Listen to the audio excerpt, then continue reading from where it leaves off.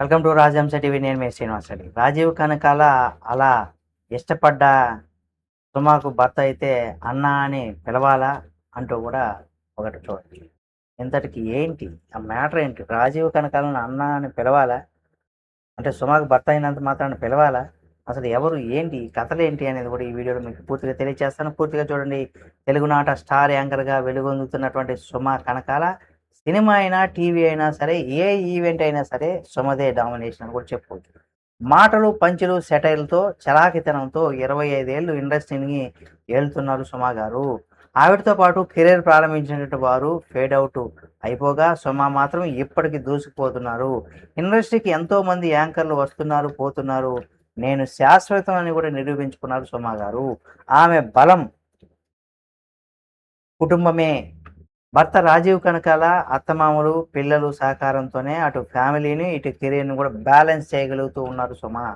ఇండస్ట్రీకి వచ్చిన కొత్తలోనే రాజీవ్ కనకాల ప్రేమలో పడ్డ పెద్దల అంగీకారంతో ఆయనను పెళ్ళాడారు సుమ గారు. వీరికి ఒక కూతురు, కొడుకు, సంతానం. కుమారుడు రోషన్ హీరోగా కూడా నిలదొక్కునేందుకు ప్రయత్నిస్తున్నారు. రాజీవ్ కనకాల సైతం క్యారెక్టర్ ఆర్టిస్ట్‌గా బాగా బిజీగా ఉన్నారు. ఇటీవల వచ్చినటువంటి వెబ్ సీరీసులు, సినిమాలు ఇలా ఏదైనా సరే రాజీవ్ కనకాల కనిపిస్తున్నారు. రాజీవ్ కనకాల, సుమల వ్యక్తిగత జీవితం పైన పలుమార్లు రూమర్స్ వచ్చినా అవన్నీ గాలి వార్తలే అయ్యాయని కూడా చెప్పుకోవచ్చు.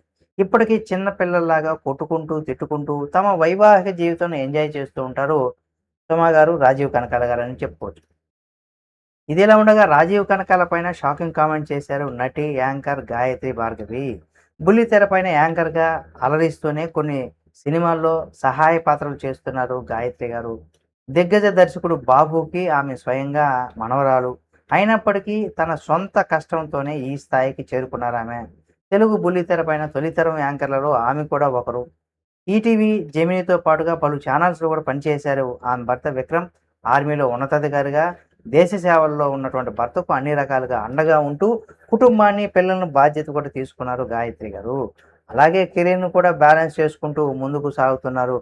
ఈ టాప్ యాంకర్ తాజాగా గాయత్రి నటిస్తున్నటువంటి మూవీ 'డాటర్ ఆఫ్ ప్రసాదరావు' ఈ సినిమాలో కనబడటం లేదు. వెబ్ సీరీస్‌లో కూడా ఈ నెల 27 నుంచి కూడా ప్రముఖ ఓటీటీ సంస్థ జీ5లో స్ట్రీమింగ్ కానుంది.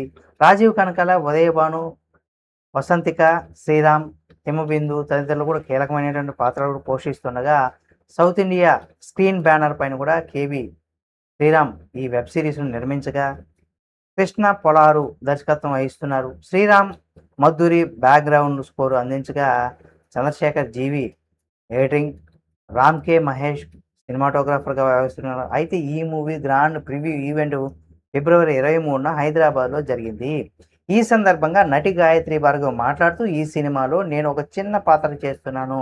నన్ను ఫస్ట్ టైం అప్రూవ్ చేసింది రాజీవ్ గారే.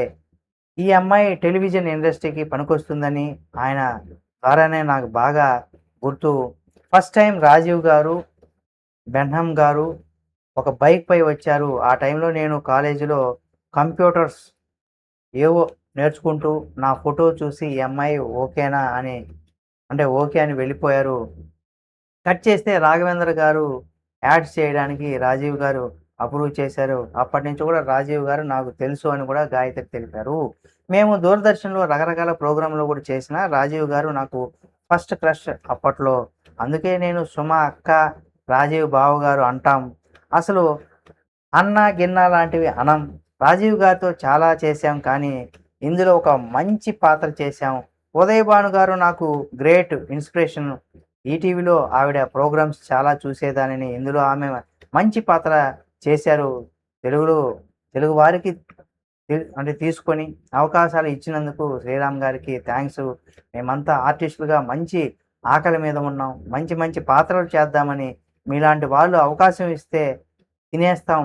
అంటే ఆహ్, ఆకలిగా ఉన్న ఆర్టిస్టులు ఎలా అయితే తింటారో, అవకాశం ఇస్తే మేము బాగా నటిస్తామని కూడా వారి యొక్క ఉద్దేశం.